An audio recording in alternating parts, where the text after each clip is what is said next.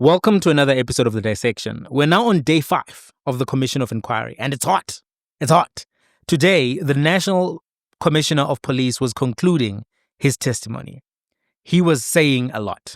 Today was largely focused on the status of the task team, the disbandment request, everything that played out between the request for the disbandment and basically the time upon which Mkhwanazi did that press conference. One of the most explosive things that was said today or confirmed today is that this was an attempt to prevent the investigations into Gauteng and how those investigations in Gauteng link particular individuals. Listen to this. Subsequent to phone records obtained from an attempted murder accused, revealed communication implicating Lieutenant General Sibiya in the forceful and immediate implementation of the minister's directive to disband the PKTT.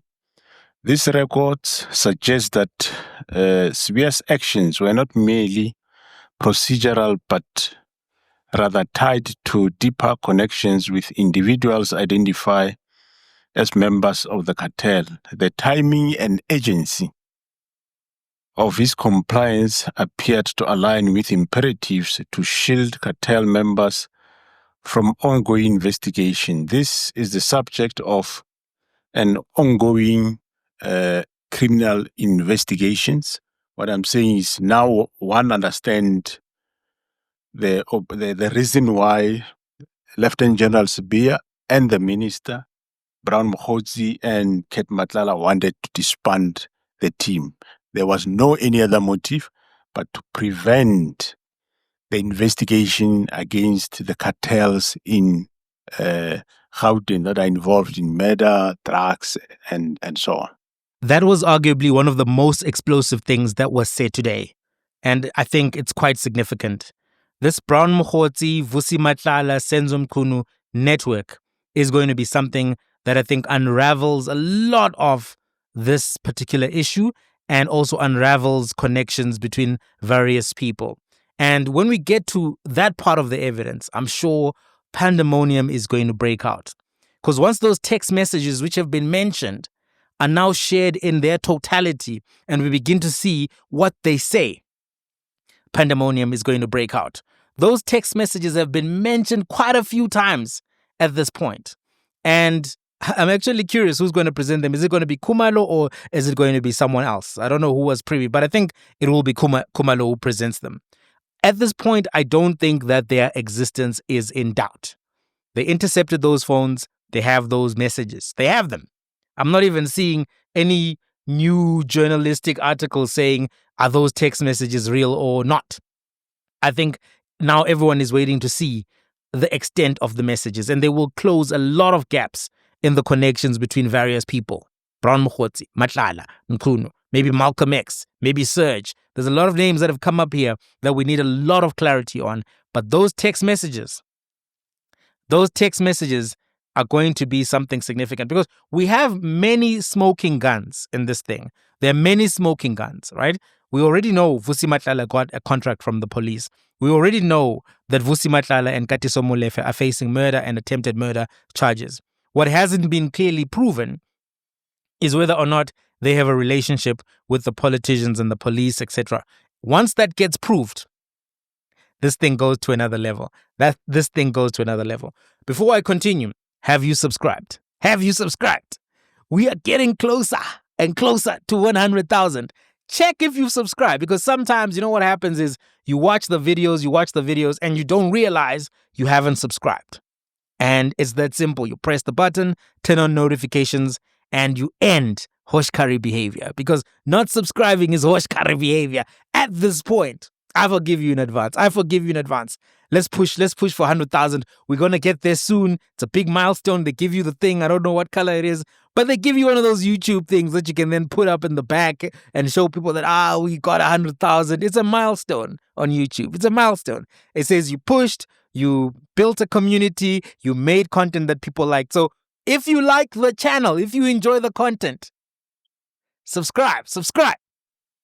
So from today, You get the idea also that Senzo Mchunu did not get any information from the people who were working directly with the task team, and that he was only picking small piece of information that he needed. He wasn't in that job for very long, and he was asking for specific bits of information, but nothing to do with the task team. So it totally caught the commissioner off guard that he would then call for its disbandment in December. And something else that was quite interesting, it was shocking to hear that he lost his temper when he found out that a case had been added to the task team. Lost his temper, got visibly angry. That to me was quite surprising. Here's what the National Commissioner said. When the PKTT disbandment agenda item was discussed, the minister became visibly angry at this point. I, together with Kumalo, were still... Can I ask you why? Why did the minister become visibly angry? Do you know? What made him angry was that in the proposed plan somewhere we said the PKTT is not going to take further cases. And when you look at the figures, you could see that there is an increase in the work of the PKTT because they did take over a case of Mandini. There was a case at Mandini where there was a case of case 30 of 2025 murder, which happened on the 4th of February. The deceased is... Sorry, 4 February 2020? 4 February 2025. The disease is Senzo Mchunu. Pendukani Mabida is an ANC councillor of Ward 18. So these dockets increased the work of the PKTT. So the minister could pick it up. And he got angry that instead of the work going down, the work was going up. And it was explained that it's because of this very same case docket, which the district commissioner then, the local POP members arrested 2 people for possession of a firearm. And the district commissioner suspected that maybe these people might be linked to the killing of the councillor. And he phoned the PKTT to come and take over the investigation. And after they done that, they were able to link both ballistically the firearm as well as the suspect to the murder of this councillor. So, well, the minister was angry for that. It was quite strange. Okay, what was strange about it before I ask you the question? Okay, no, it's quite strange to... It was first in my career to see a minister angry that police have done a good job. Because here, police have arrested somebody that is linked to the killing of a councillor. And he was angry and that they took over this docket. They didn't make the arrest. Yes, we agree with him. They did not make the initial arrest of the people for possession of firearm. That was done by the local POP. But the PKTT was able to do further investigation and they linked the suspect to the murder of this councillor. So that made him angry and it made the meeting end up abruptly, and he said he will only talk to me and not talk to Kumalo and the rest. And yes, that what surprised me was exactly that how would you be angry when police did what they're supposed to do? The president's name also got mentioned again today.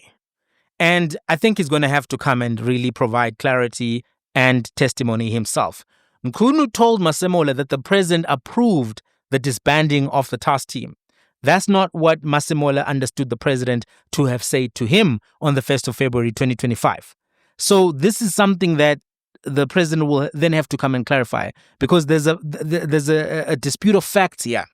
and it pertains to him. How much did he know? How much was he privy to all of the disputes that were folding out within the Ministry of Police? And I don't think that they can conclude this commission without calling him now. The conundrum then becomes, he has to receive the report. And if he's been testifying and providing testimony and somehow also gets implicated in this whole thing, where does the report end up going? That's a tricky question. But this is what was said about the president. The minister stated that he did not understand why we were so adamant that the PKTT must not be disbanded. Then he said that the president is in agreement that the PTT be disbanded. I was quite taken aback by his revelation, since it was the president who, knowing about the effectiveness of the PKTT, had requested the PKTT to deploy to assist with the Forte cases, murder investigations. Moreover, the president, in our last briefing on the PKTT, was satisfied with the performance. Of course, it's him saying it, so I wouldn't know whether what he's saying is true or not. But do you have any reason not to believe what the minister said to you when he said that the president was in agreement that the PKTT be disbanded? Do you have any reasons or fact to contradict that statement? Yeah, I do have reasons, because when I briefed the president on the 1st of February, he was quite surprised. Sorry, which year? When you briefed the president on the 1st of February of which year? 1st of February 2025. Yes.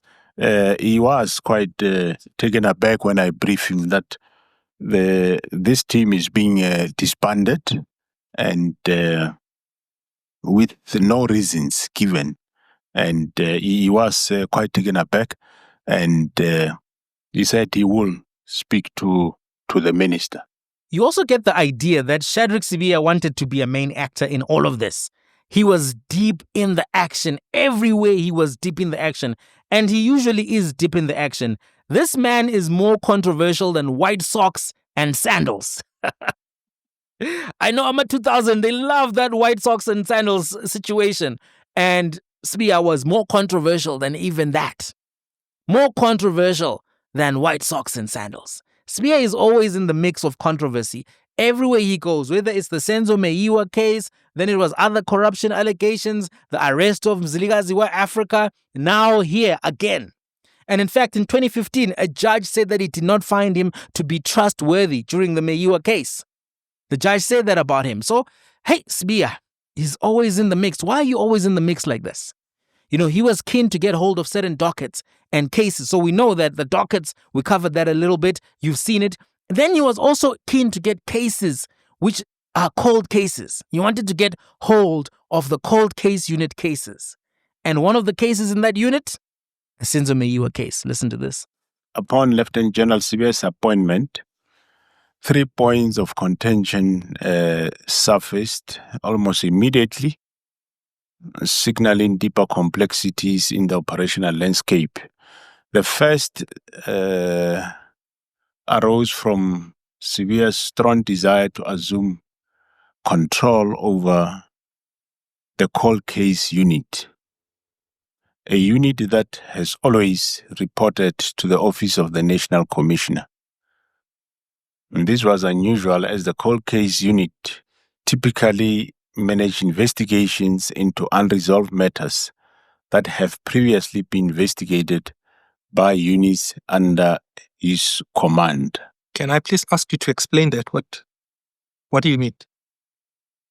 Like, which of the two offices first interacts with the matters, and where do those matters end up? Yeah, what I mean here is that he want the cold case unit.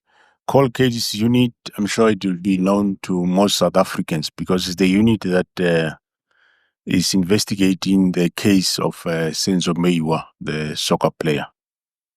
So what then here I'm saying is that general detectives, in general, they report to divisional commissioner detectives and they report to General Sibiya. So the cold case unit only deal with cases that could not be resolved in that sphere of investigation.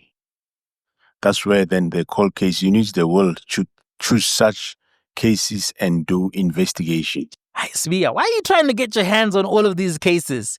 What's in it for you? Why are you so interested? Why in the first part of your job term or tenure would you then say, I just got here, I just arrived, but where are those cold cases at?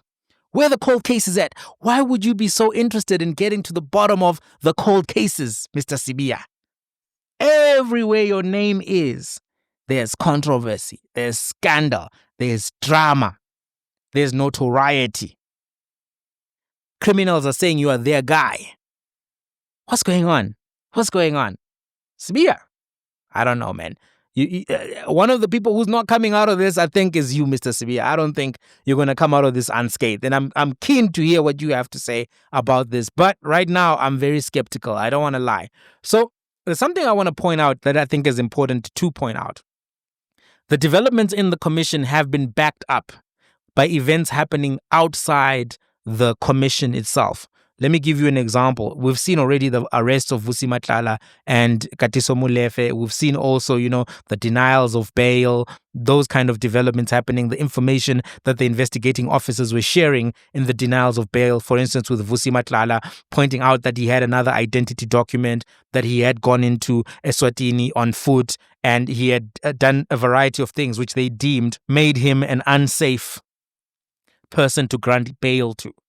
There are other developments that have been happening. And today, quite coincidentally, when Masemola was speaking about the Senzo Mchunu case, there were reports that Stanley Skosana was actually being denied bail in the murder case of the former ANC Youth League Secretary General. And the state was arguing that he's the mastermind behind the killing. So just to give you a recap on the story so that you can catch up if you haven't been following or aren't privy to all the information. So Senzo Mchunu was murdered in 2017. Stanley Kosana is the former municipal manager of the Mzimkhulu local municipality, and it's one of the municipalities that has been implicated in wide-ranging corruption. And he was rearrested in July actually, for Senzo Mchunu murder, following investigations by none other than the Political Killings Task Team. And Senzo Mchunu was shot in 2017 near a spaza shop. He died in hospital in September. He was shot in July. He died in hospital in September that year. And the state actually said that Kosana had plotted the murder together with the former Mzimkhulu mayor Mluleki Ndobe, who has since passed away. The court ruled today that his release on bail would not be in the interest of justice. Already, the hitman, Sibusiso Meyiwa, has been arrested and sentenced for Senzo Mchunu murder. He was sentenced to 25 years for conspiracy to commit murder, 25 years for murder, 15 years for 3 counts of attempted murder, 9 years for malicious damage to property, 10 years for unlawful possession of a firearm, and 1 year for unlawful possession of ammunition.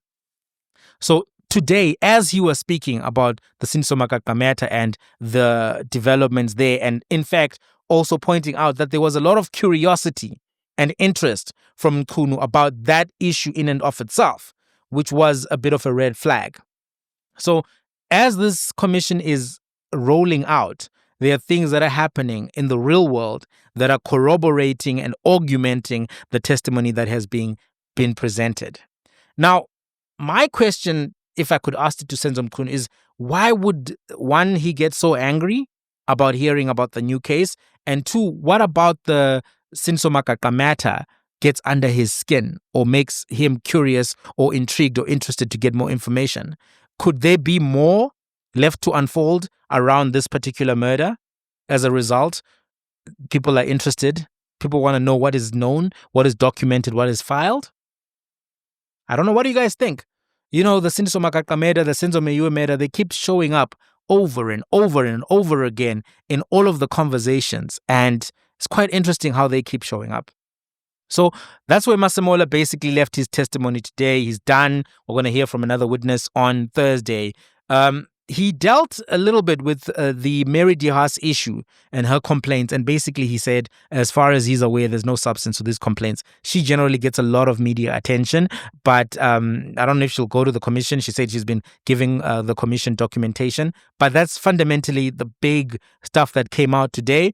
That's where it ended. I think maybe Khumalo will be the next witness. I'm not sure. And if he is the next witness, maybe we'll get texture to the issues of text messages, Brown Mkhotsi, Vusi Matlala, all of these messages that were circulating. Maybe Malcolm X, not Malcolm X light, not the original, Malcolm X light. So we'll get some information about that, hopefully. So we'll see what happens. I'll catch you guys in the next one. Meet you in the comments right now. And remember, if you haven't subscribed, that's Hoshkari behavior. Subscribe today. Subscribe. Check. Press that button. Catch you in the comments.